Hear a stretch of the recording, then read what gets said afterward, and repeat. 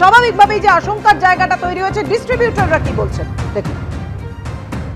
Restriction শুরু হয়ে গেছে, বড় বড় কাস্টমারদেরকে সাপ্লাই এখন আর দেওয়া হচ্ছে না।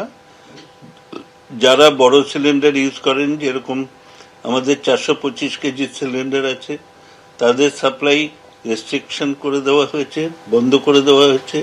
যারা 47 কেজি সিলিন্ডার ইউজ করেন তাদেরও মোটামুটি এইচপিসি বিপিসি সাপ্লাই বন্ধ হয়েছে। ইন্ডিয়ান অয়েলেরও হয়তো আজকালের মধ্যে বন্ধ করে দেবে। 19 কেজিও আস্তে আস্তে সেই জায়গায় যাবে। কাস্টমাররা যাতে কোনো অসুবিধায় না পড়ে সেটা লক্ষ্য রাখছে এখন।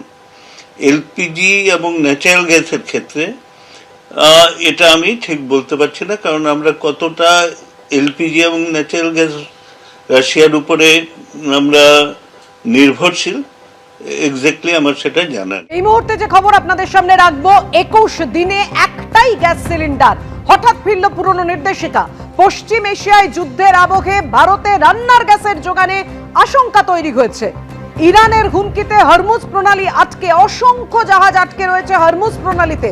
ডিস্ট্রিবিউটরদের হাতে আর মাত্র 4-5 দিনের স্টক রয়েছে।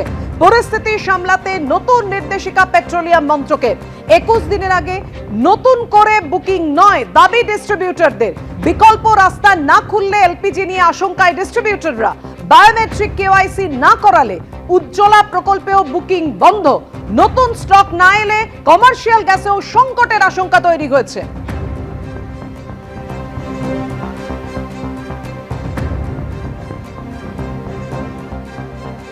সেভাবে প্রবলেম কিছু ফেস এখনো স্টার্ট করিনি, করতে তো হতে পারে, শুনছি তো, তাই আমাকে আজকে এসছি। তো আমি অ্যাকচুয়ালি অ্যাড্রেস ট্রান্সফার করতে এসেছি, তো আমাকে বলছে যে 21 দিন টাইম লাগবে, একটু টাইম টেকেন ব্যাপার আছে।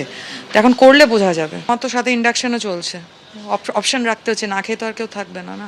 তো মানে নয় কেরোসিন, নয় ইন্ডাকশন, নয় কিছু, তো একটা মানুষের সাবস্টিটিউট ফর কুকিং পারপাস রাখতেই হবে।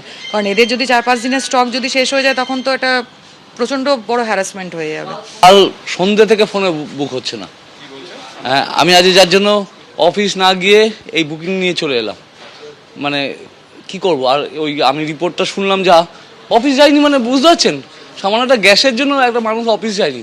আমি তো এক প্রকার মিথ্যা কথা বললাম যে আমার জ্বর এসছে, একটু শরীরটা খারাপ। এখানেও বলছে আপনি সন্ধ্যের পর থেকে চেষ্টা ট্রাই করুন। আমি এখানে এলাম এই জন্যই, ভাবলাম যে এখানে যাও করে নিয়ে চলে যাবো আজকে। সেই বুকিংটা অন্তত থাকলেও নিশ্চিন্ত থাকতে পারবো। আমার আর বেশি দিন চলবে না, হয়তো একটা গ্যাস থাকতে একটা বুকিং করি, তো তা তো আমি বলছি আর 15 ডেজ ম্যাক্সিমাম চলতে পারে। ধর্মতলার ধর্ণা মঞ্চ থেকে বঞ্চনার অভিযোগে আজ প্রধানমন্ত্রী নরেন্দ্র মোদীকে তীব্র আক্রমণ করলেন তৃণমূল কংগ্রেসের সর্বভারতীয় সাধারণ সম্পাদক অভিষেক বন্দ্যোপাধ্যায়।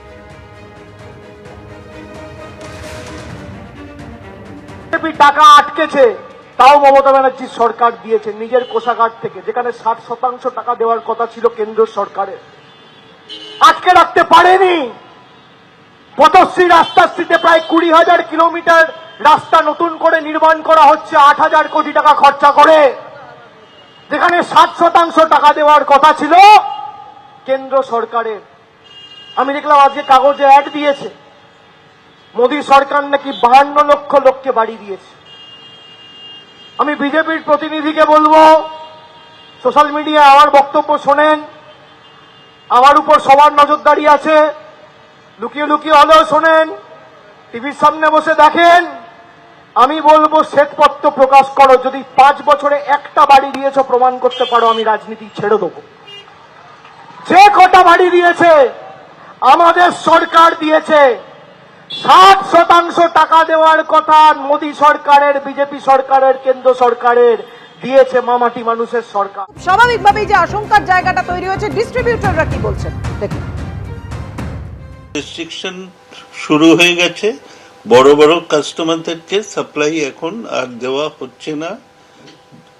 যারা বড় সিলিন্ডার ইউজ করেন, যেরকম আমাদের 425 কেজি সিলিন্ডার আছে, তাদের সাপ্লাই রেস্ট্রিকশন করে দেওয়া হয়েছে, বন্ধ করে দেওয়া হয়েছে। যারা 47 কেজি সিলিন্ডার ইউজ করেন তাদেরও মোটামুটি এইচপিসি বিপিসি সাপ্লাই বন্ধ হয়েছে। ইন্ডিয়ান অয়েলেরও হয়তো আজকালের মধ্যে বন্ধ করে দেবে। 19 কেজিও আস্তে আস্তে সেই জায়গায় যাবে। কাস্টমাররা যাতে কোনো অসুবিধায় না পড়ে সেটা লক্ষ্য রাখছে এখন। এলপিজি এবং ন্যাচারাল গ্যাসের ক্ষেত্রে এটা আমি ঠিক বলতে পারছি না, কারণ আমরা কতটা এলপিজি এবং ন্যাচারাল গ্যাস রাশিয়ার উপরে আমরা নির্ভরশীল এক্স্যাক্টলি আমার সেটা জানা নেই। ভারতে মহড়া সেরে ফেরার পথে শ্রীলঙ্কায় আমেরিকা সাবমেরিন হানায় ধ্বংস ইরানের IRIS ডেনা যুদ্ধজাহাজ। এই যে আপনাদের সামনে রেখেছি সেই যুদ্ধজাহাজ মুহূর্তের উদ্ধারের মুহূর্তের ছবি দেখতে পাচ্ছেন আপনারা। যুদ্ধজাহাজ উদ্ধারের মুহূর্তের ছবি সামনে এসেছে। IRIS ডেনা যুদ্ধজাহাজ যখন শ্রীলঙ্কায় আমেরিকার সাবমেরিন হানায় ধ্বংস হয়ে যায়। ইরানের IRIS ডেনা যুদ্ধজাহাজ।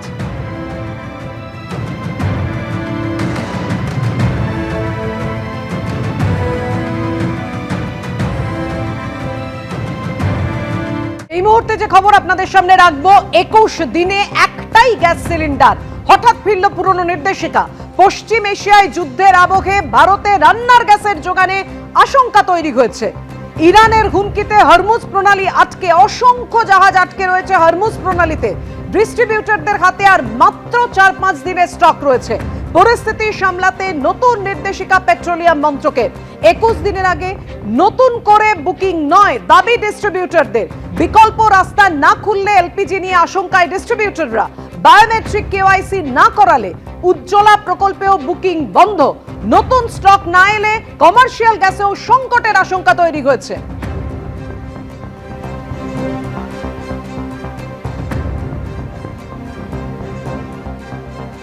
সেভাবে প্রবলেম কিছু ফেস এখনো স্টার্ট করিনি, করতে তো হতে পারে, শুনছি তো তাই আমাকে আজকে এসছি। তো আমি অ্যাকচুয়ালি অ্যাড্রেস ট্রান্সফার করতে এসেছি, তো আমাকে বলছে যে 21 দিন টাইম লাগবে, একটু টাইম টেকেন ব্যাপার আছে। তো এখন করলে বোঝা যাবে। আমার তো সাথে ইন্ডাকশনও চলছে, অপশন রাখতে হচ্ছে, না খেয়ে তো আর কেউ থাকবে না। তো মানে নয় কেরোসিন, নয় ইন্ডাকশন, নয় কিছু তো একটা মানুষের সাবস্টিটিউট ফর কুকিং পারপাস রাখতেই হবে। কারণ এদের যদি 4-5 দিনের স্টক যদি শেষ হয়ে যায় তখন তো এটা প্রচণ্ড বড় হ্যারাসমেন্ট হয়ে যাবে। কাল সন্ধ্যে থেকে ফোনে বুক হচ্ছে না। হ্যাঁ, আমি আজ যার জন্য অফিস না গিয়ে এই বুকিং নিয়ে চলে এলাম। মানে কি করব, আর ওই আমি রিপোর্টটা শুনলাম যা, অফিস যাইনি, মানে বুঝতে পারছেন, সামান্য একটা গ্যাসের জন্য একটা মানুষ অফিস যায়নি। আমি তো এক প্রকার মিথ্যা কথা বললাম যে আমার জ্বর এসছে, একটু শরীরটা খারাপ। এখানেও বলছে আপনি সন্ধ্যের পর থেকে চেষ্টা ট্রাই করুন। আমি এখানে এলাম এই জন্যই ভাবলাম যে এখানে যাও করে নিয়ে চলে যাবো আজকে। সেই বুকিংটা অন্তত থাকলেও নিশ্চিন্ত থাকতে পারবো। আমার আর বেশি দিন চলবে না, হয়তো একটা গ্যাস থাকতে থাকতে একটা বুকিং করি, তো তা তো আমি বলছি আর 15 ডেজ ম্যাক্সিমাম চলতে পারে। এবিপি আনন্দ এগিয়ে থাকে, এগিয়ে রাখে।